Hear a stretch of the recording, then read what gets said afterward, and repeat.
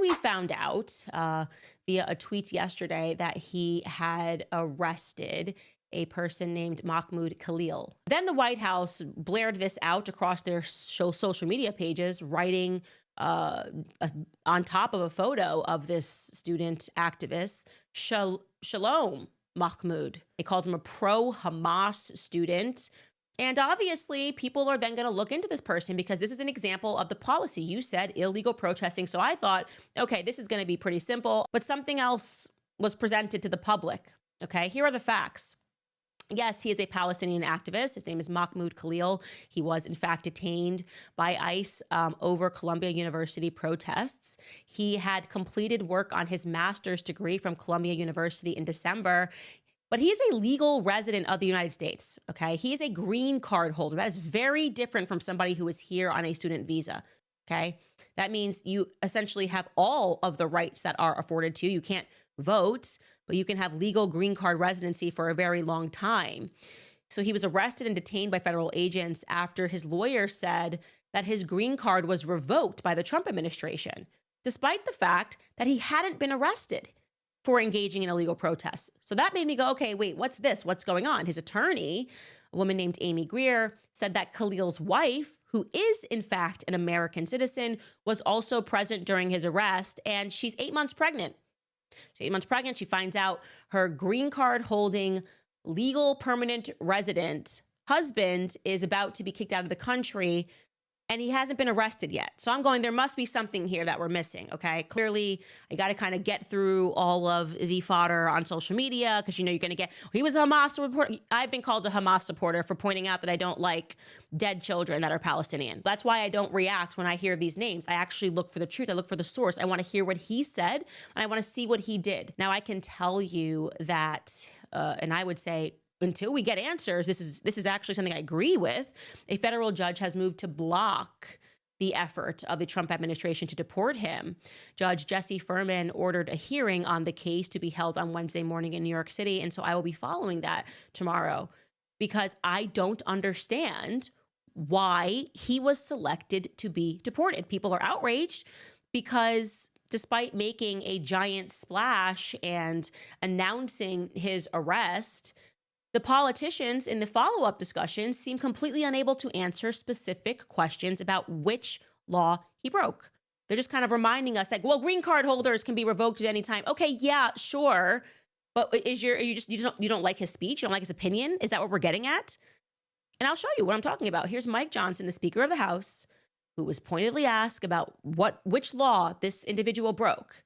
And he's going to say a lot of words, but he's also going to say absolutely nothing. Take a listen. Speaker, Yeah. in your estimation, what crime did Mahmoud Khalil commit to warrant his arrest, detention, and the potential revocation of his green card? This madness has to stop. We have to get control of it. This guy apparently was a mastermind of those very things, when the gnashing of teeth and the ripping of clothes and the people screaming at me, wanting to rip me limb from limb because I was there talking about moral clarity and how there's a right and a wrong. They were doing that. They disrupted the campus. They were threatening physical violence to their fellow students. If you're on a student visa, I'm going to say this clearly. If you are on a student visa and you're in America and you're an aspiring young terrorist who wants to prey upon your Jewish classmates, you're going home. We're going to arrest your tail, and we're going to send you home where you belong. And this is just getting started. So, look, I appreciate free speech. I used to defend it in courts, but this is far beyond the pale of that. When you are threatening your classmates and spewing anti-Semitism and all this hatred, it's enough. And I think the American people understand that. They're supporting it, and I'm glad we have a president who's strong enough to lay down the law. Thanks a lot. Lot of words to not tell us what exactly Mahmoud Khalil himself did. He was apparently a mastermind. What? Apparently a mastermind? What are you talking about? So Caroline Leavitt, who is the White House press secretary, was predictably questioned about his arrest today as well. And here is what she says his crime was. Take a listen. Does the administration believe that it needs to charge a green card holder with a crime to be eligible for deportation?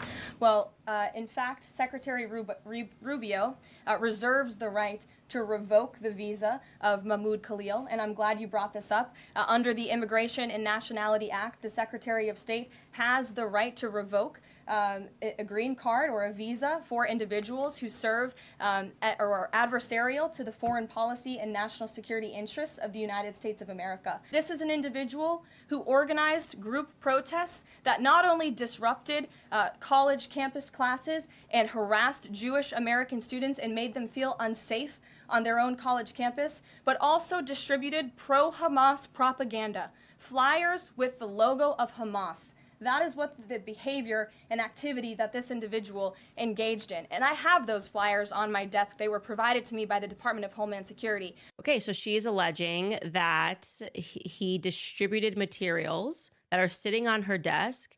Would it not be prudent to just release those flyers? Wouldn't you quiet the noise immediately if what you're saying is true? And there's no reason for us to doubt that what you're saying is true. It's a different answer than everybody else is giving. You're saying he distributed materials that were in support of murder, I'm assuming. And therefore, by the way, I would imagine that he could have been arrested for that. It seems weird that he wasn't arrested by Columbia University, that he didn't get into any trouble with the police at Columbia University, but now he's in trouble with the feds. That seems like a remarkable jump there in the process. Why not release those flyers? Wouldn't that make sense to you? And are we supposed to all magically forget, while this is going on, that back in 2020, Bibi Netanyahu was sounding like a gangster, saying that he was going to get speech laws passed in America and any person that boycotted Israel would themselves suffer. מי שיחרים אותנו מוחרם בעצמו. בשנים האחרונות קידמנו בארצות הברית, ויש כבר ברוב המדינות שם, חוקים שמי שמחרים את ישראל נענש בעצמו. אז זה לא יעזור להם, אנחנו לא מתרגשים מזה, ואנחנו נלחמים בזה.